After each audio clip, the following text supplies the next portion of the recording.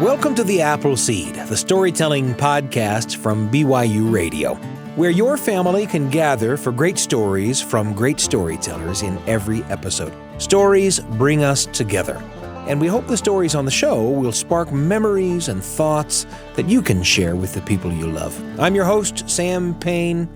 You know, finding and keeping a great friend can be tricky, and you never know where a good friend might come from. Kim Weitkamp shares a story from her childhood. It's about a neighbor girl named Anne Margaret. Not the famous actress, but same name. And what Kim thought of that neighbor girl and what came of it, well, that's the story. Recorded live in the Appleseed studio, here's Anne, Margaret and Me by Kim Weitkamp.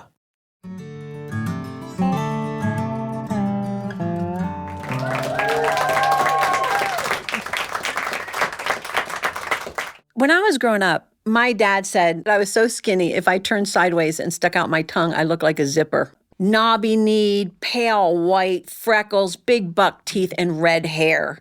As I've aged, it's naturally turned blonde. But I was a little tomboy. My mom called me Dennis, as in Dennis the Menace. I did not like wearing dresses. I didn't like baby dolls. But my mom lived in a state of denial. My mom constantly tried to bend me into being a proper young lady. On Saturday nights, she would take me into the bathroom and give me my bath and then stand me in front of the sink. And she would prepare me because the next day was church. And she would take and wrap my long red hair around her finger. And she would take it up until it was tight against my head, and she'd put 2 bobby pins crisscross and do that all the way around my head until there was 185 bobby pins pressing into my skull, right? And then I would go to bed and try and sleep on that. It's like a bed of nails. And Sunday morning I'd get up and she would go, "Oh, Kimmy, come to the bathroom and let me see." Every week. It's like she never got tired thinking that something magical was going to happen and that things would go differently. Half of them would be hanging out already from moving around, and she'd pull them out, drop them in the sink, and a red curl would fall until she was done, and I'd have red curls all over my head. And then she'd pull back the top, put in a rubber band and a yarn bow, and then she'd say, "Oh, Kimmy, look at you, such a little lady."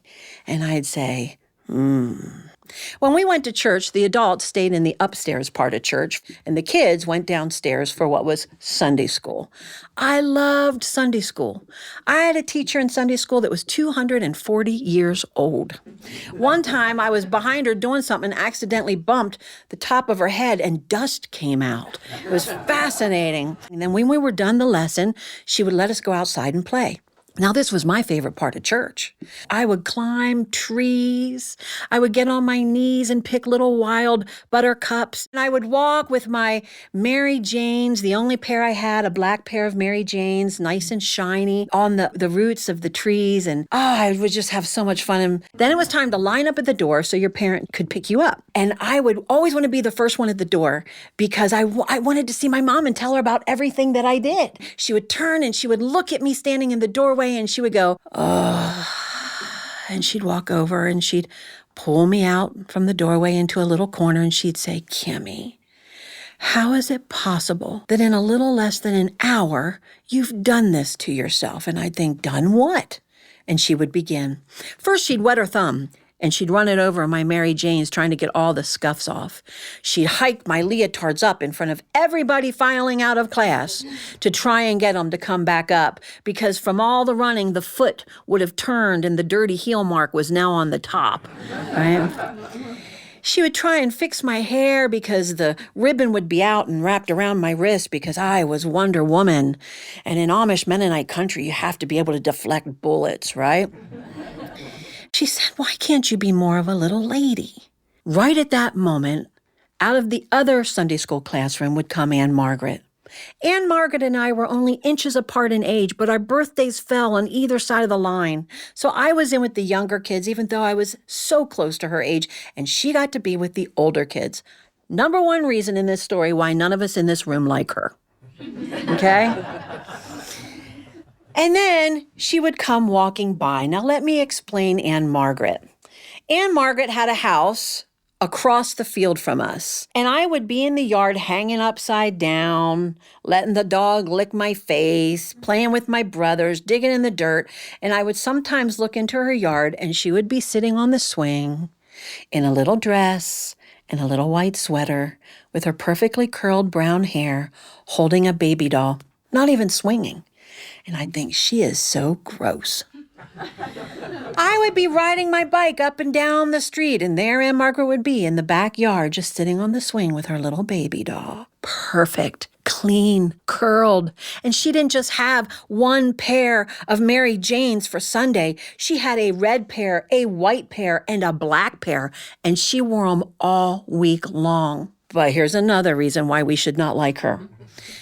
She would come out of that Sunday school classroom right when my mom would be fixing me up and telling me that I needed to be a little lady. And she'd walk by my mother and she'd go, "Hello, Mrs. Givler." And my mom would go, "Aunt Margaret, you look lovely." "Thank you, ma'am." You know, are you with me on this one? So I want to sing a little song because Taylor Swift was not the first person to write songs about people that upset her. So I wrote her a little song, and I'm going to teach you one line that you need to say. I want you to say, "Fall down." Fall down. Oh, yes. That feels so good. And skin her knee. Skin her knee. You're terrible. She had a perfect smile, long brown curls, always looking better than the other girls. Wish she was more like me. Fall down and skin her knee. That was Aunt Margaret. Then there was me. That was Aunt Margaret. Then there was me. Well, I had one and she had two names. I wore Keds and she wore Mary Janes. She had little dresses with white sweaters, and I wore high waters. All my pants, they were high waters. Well, two big teeth in the front of my mouth. All the kids call me Bucky. But my daddy said they helped me to chew, and I should consider myself lucky. All the kids, they called me Bucky. But she had a perfect smile, long brown curls, always looking better than the other girls. Wish she was more like me. Fall down and skin her knee. That was Aunt Margaret and me. That was Aunt Margaret. Then there was me. Well, my mom said, "Kimmy, come into the bathroom. I want to put your hair up." And I said, "Mom, why are you putting my hair up on a Friday? Church is Sunday." She goes, "Kimmy, tomorrow's a special day. It's your birthday, and I have a surprise for you." Well, I was so excited that I was like, absolutely. I went in, she put it around her finger, pinned it, and then I went to bed. I could barely sleep. There was a surprise. I got up and I said, "Should I take out the pin curls, Mom?" She said, No, leave them in. She said, "The surprise isn't until a little later." She said, "Get dressed and come down for breakfast." "Yes, ma'am." She said, "Chris," she said, "I want you to take your sister on a walk." She said, "About an hour and a half would be perfect." And off we went. So as we walked, he started to tell me stories and spin stories, and we picked up sticks, and we were kings and queens and fighting battles, and we would run, and we had a fort out there, and we made little corn husk dolls, and then we went down to the creek, and we rolled up our pants and kicked off our shoes, and we walked through the creek, and water snakes were going by, and we just had a great time. And we were walking past my Grandma Anna's little farmette, and we saw my mom coming out of the house. She wasn't walking. She was kind of hovering and flying towards us, and that is the sign that you have done something wrong. And I stopped at the edge of the yard because it was still a safe space because neighbors could see. And I said, "Mom, what's wrong?" And she goes, "Christopher, I told you an hour and a half, and it has been almost 2.5 hours. Where were you?" And he's like, "Mom, we just walked the normal walk." And she looked at me and she said, "Kimmy, what have you been doing?" My knees were covered with grass stains. My pants were soaked on the bottom. Even my sneakers were squishing. There are still probably bobby pins in the woods where we played. I was filthy and dirty. My face was a mess. I was happy. And she said, "I needed you here so you could clean up and get a bath and fix your hair and put on the new dress that I bought you." And I said, "Mom, what is the big deal? I said, every birthday, it's just my brothers and my sister. And she goes, I have a surprise for you this year. She said, I invited a friend to enjoy your birthday with you. And right at that moment, I heard the side door of the house open, and out stepped Aunt Margaret. I looked at my mom and I said, Mom, why is the enemy at my house? And she said, whose house? And I said, you know what I mean, Mom, why? And she said, Kimmy, she never has anyone to play with. You just usually play by yourself and you have your brothers and sisters. So I invited her up to enjoy your birthday party with you. She said, you march inside, go in, get your hair down and brush it. Just wash your face and hands with a wash rag. The dress is on the bed. Yes, ma'am. As I walked to the house, Aunt Margaret was standing there with a baby draped over her shoulder. She had on a yellow and white gingham dress with a crinoline underneath. What a show-off. As I walked by her, she looked me up and down, while patting her baby and said, hello. And I looked at her and I said, hello. And I went inside and I went into the bathroom and I began to cry. How could my mom do this to me? This is my birthday. She knows that I don't like her. Why would she invite her to my birthday party? I pulled the bobby pins out of my hair. My hair was tangled. It looked like I had a lion's mane on my head. I washed my hands and face the best that I could, went in, took off my Snoopy t-shirt, my polyester bell-bottoms, because we knew style in the 70s. And then I put on the dress she bought me, and I thought, this is just the worst birthday I've ever had in my life. I went out and sat down at the dining room table. They sang happy birthday. I blew out and spit on the cake, and my brothers took their cake and left. They could tell this was not going to be a good situation. And so my mom looked at us and said, I am so glad to see the two of you together. She said, I really want you to enjoy each other. And she left the room. Apparently, she had forgotten that I was a raging redhead. And the minute she was out of earshot, I looked at Aunt Margaret and said, you know, I didn't ask her to have you come here. I don't want you here. Pat that baby. Pat that plastic baby. Well, that didn't get to her. So I said, you know what? I don't even want that gift. And I took my finger and pushed it off the edge of the table. I know, right? She paused her hand above the baby for just a minute, and then she continued to pat. Put her nose up and looked away. And I took a good look at her. And I thought, man, she's never been dirty a day in her life. She is missing out. And I said, hey, Aunt Margaret. And she looked over at me. And in front of me was a piece of my mother's famous black magic cake with peanut butter frosting, my favorite. I slid my hand under the cake and I lifted it and I held it in my hand. And I said, you know what? Her hand was frozen above that baby doll. Her mouth was starting to open. And I said, you don't know what it's like to be dirty. It's fabulous. Watch this. And I leaned back with that piece of cake and shoved it in my mouth. You thought I was going to shove it on her, didn't you?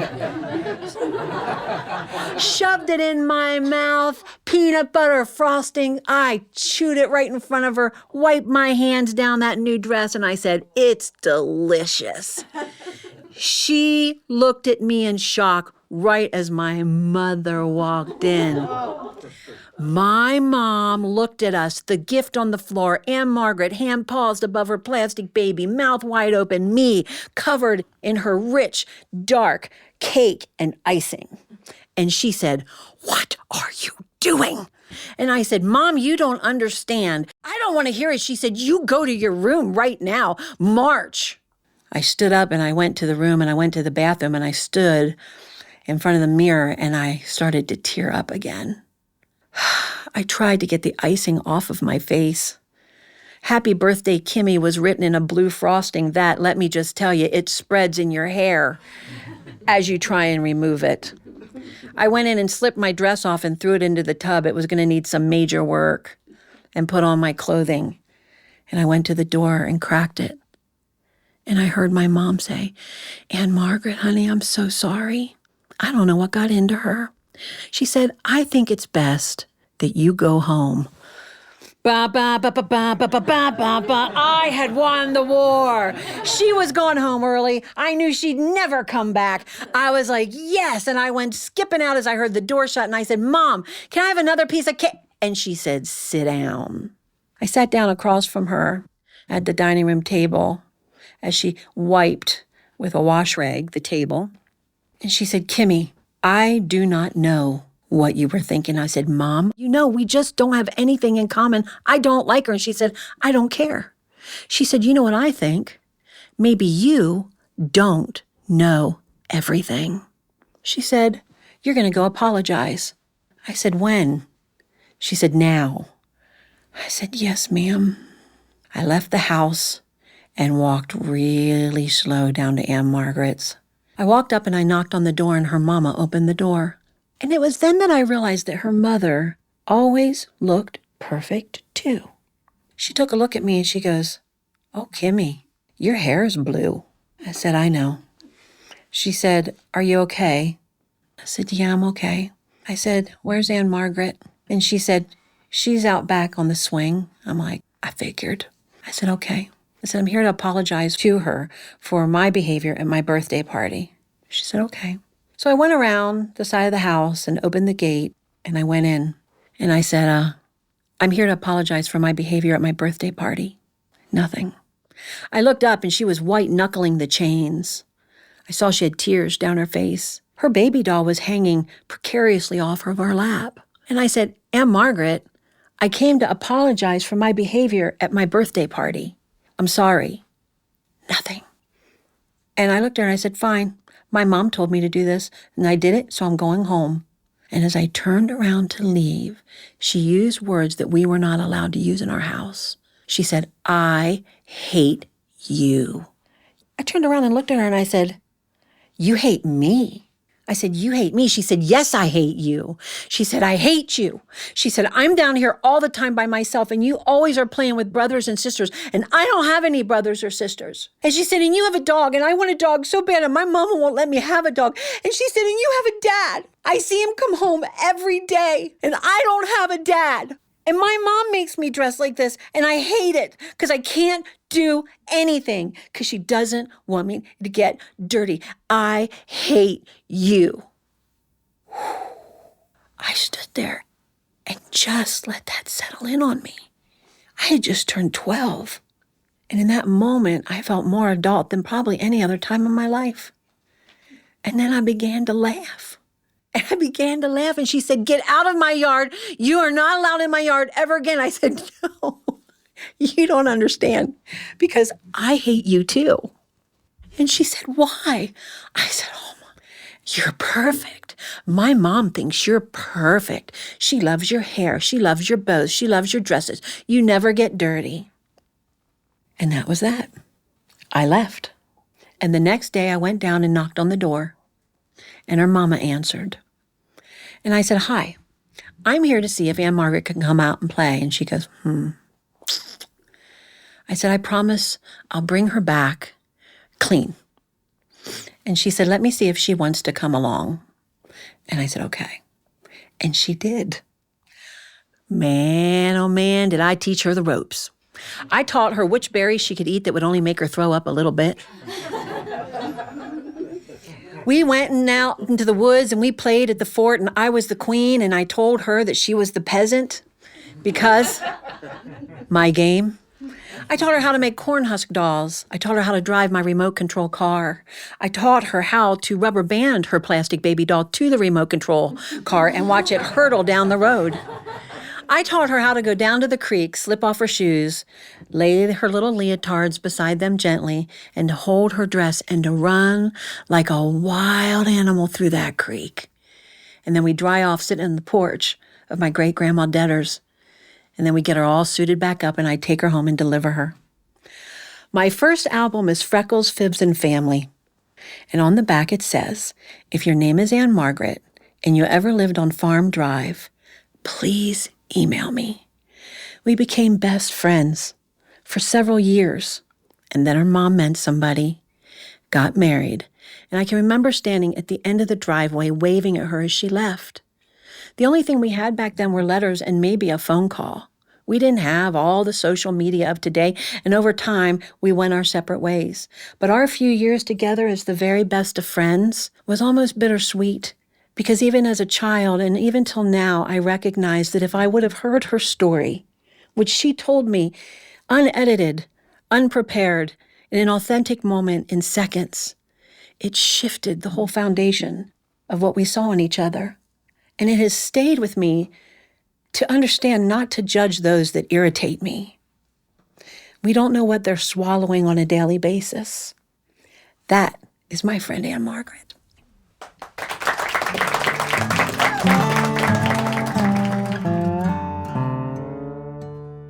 That was Kim Weitkamp and her story, Margaret and Me. And listening to this story put me in mind of some of the friends I had when I was a little kid. Maybe it did the same thing for you. Maybe hearing Kim's story, you're thinking of a particular person. I'm thinking of a few. Here's one. When I was a tiny kid, my dad was a folk singer for a living, and a local family became fans of his music, and they wanted to hold a little concert in their home. Well, the concert was cool. It was cool to see my dad playing music and cool to see people liking it. And that concert gave rise to a friendship between the family that threw the concert and my family. And the family that threw the concert, the Garbett family, had a little girl about my age, Sarah, and we became friends. She was probably my first friend. That's how little we were. And sometimes when you're a kid, you think that maybe everything in your life at that time is just the little kid stuff, the training wheel stuff, that you'll grow up and find the real stuff, the stuff that will be with you for the rest of your life, the real job or the real place to live or the real friends. And sometimes you don't recognize that the things that are happening to you as a kid are the real things, that they'll last as a foundation for the rest of the stuff.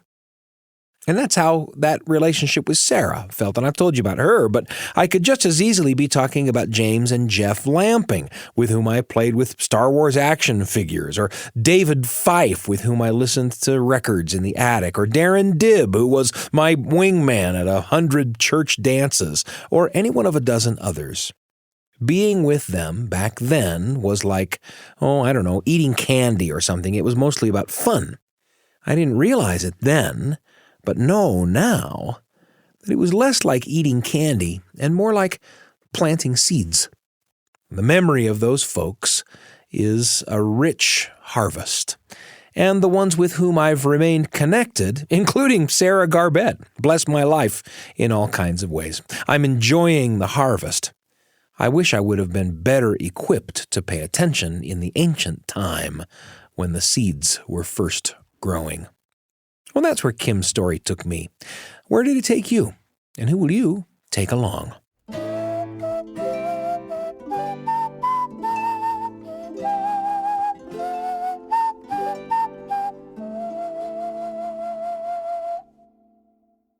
There's a lot coming up, but first I want to introduce you to another show from the BYU Radio family of podcasts. The show is called Top of Mind, and it's perfect for people who want to engage with tough issues that matter in our communities, but are turned off by how polarizing and divisive these conversations can sometimes be.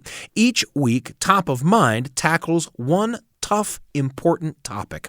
And award-winning host Julie Rose talks with guests who have complicated perspectives that are sure to challenge you. Now, they're not trying to change your mind, just give you the chance to find more empathy and clarity so you can become a better citizen and a kinder neighbor.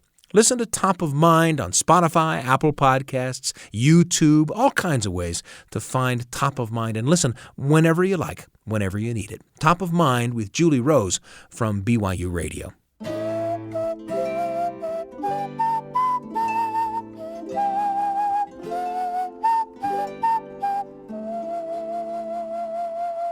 It's such a pleasure to be with you on the Appleseed today. And next up, we have Lyn Ford with a great folk tale about a dog and a rabbit who try to be friends. Can they get along? What do you think? We've already heard stories about unlikely friendships working out. Is this one of those stories, or does it go somewhere else? Here's Lyn Ford with Rabbit and Dog, recorded live in the Appleseed studio.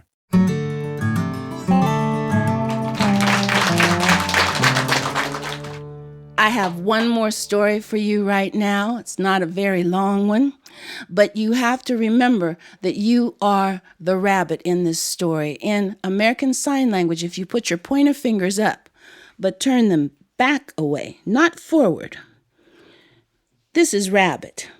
Because rabbits tend to put their ears flat at times. Some lay them to the sides like hares do. But the little rabbit, and you can be a little rabbit, was hopping around the field. You can pat on your legs and help him hop. And this was once upon a time, about time and a half ago, according to my grandfather. Pop said as that little rabbit was hopping around, along came a dog. Now, dog didn't have any friends, and he pouted about it. Oh, I don't have any friends. Nobody likes me. And the other dogs on the farm said, that's 'cause you're mean. You don't treat anybody nicely. You just chase everybody for no reason whatsoever. Bark, bark, bark all the time. Get us all in trouble. You need to mind your manners and behave yourself. Dog said, no. I'm going to find myself another friend. You can't be my friends. You trying to boss me around. And the dog left the fields of the farm and went out into the green meadows. And there was that rabbit. Show me the rabbit's ears. And he was hopping along. And the dog called out, Rolf, hello, friend. And the rabbit said, ah! And was trying to figure out, where's my hidey hole? Where's my hidey hole? What's wrong with my brain? I can't think. I don't know what to do. I'm gonna die. The dog ran up to him and said, nope, I'm not gonna hurt you. I want to be friends. Rabbit said, what? I want to be friends. Let's play a game. We'll play tag. I'm it. You run. Well, Rabbit wasn't sure this was a good idea, but he didn't know what to do, and he didn't know which direction was his hidey hole. So he started running with the dog right behind him, getting closer and closer and closer until the dog grabbed him. Rabbit said, ooh! But the dog just patted him on the head, boink, boink, boink, boink, boink, and set him back down, and dog thought, I got a friend. And Rabbit thought, that's not too bad. Okay, you caught me. It's my turn to chase you. Dog said, nope. That's not how I play tag. Run. Well, Rabbit started running again, lickety-split. This was not the way to play this game. And dog chased him, got closer and closer, and grabbed him. And Rabbit was waiting for the pat on his head, boink, boink, boink.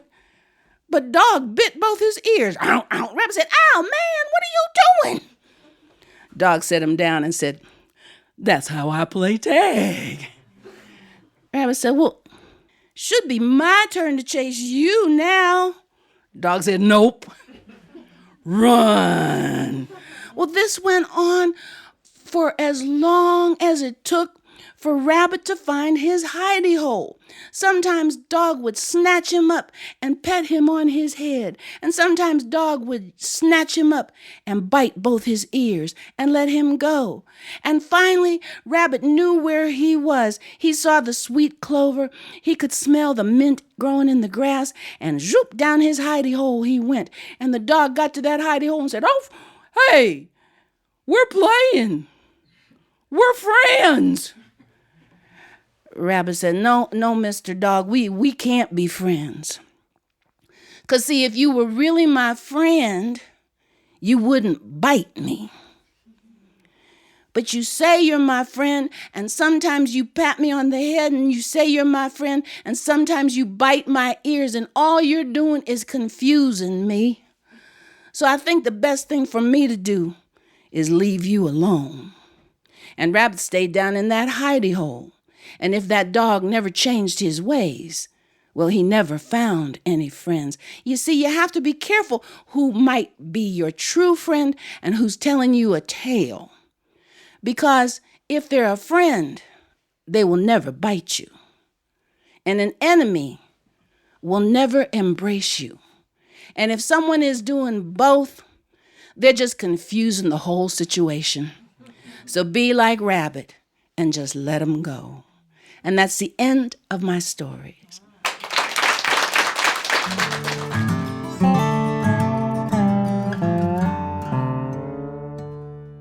That was Lyn Ford with Rabbit and Dog. Did you ever think one thing about a person and then change your mind when you really got to know them? Did you ever have someone you found difficult to get along with? How did you resolve that situation? I bet you've got some stories. We hope you'll share them with the people you love. In fact, we hope you'll share the stories with us. We might share them on the show. You can message us through our socials or email us at theappleseed@byu.edu. That's theappleseed, all one word, at byu.edu. We love to hear from you. We want to thank Kim Weitkamp and Lyn Ford for their tales today. You've listened to their stories. Now it's time to share some of your own. The Appleseed is produced by me, Sam Payne, Wendy Folsom, Brian Tanner, and Kira Van Dam. The rest of the Appleseed team is Tristan Schetzel, Kay Hendricks, and Nico Wetzel. We're pleased and proud to be among the many podcasts produced by the BYUradio family of shows. If you want more great storytelling for the whole family, then search for our companion podcast, Kaboom, where you'll hear original audio adventures for the whole family. You can find any episode of The Appleseed or Kaboom on YouTube, Spotify, Apple Podcasts, on the BYU Radio app, or at byuradio.org. Don't forget to subscribe, rate us, and leave a review. That's how the shows grow. I'm Sam Payne, and we can't wait to be with you again on The Appleseed.